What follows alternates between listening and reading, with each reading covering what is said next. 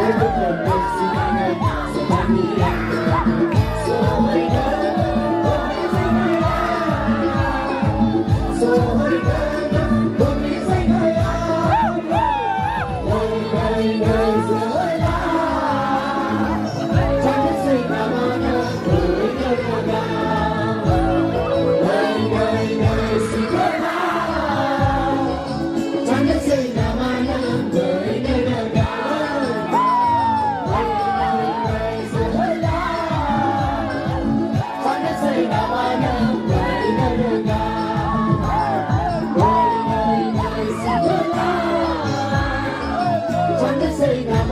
không bỏ lỡ những video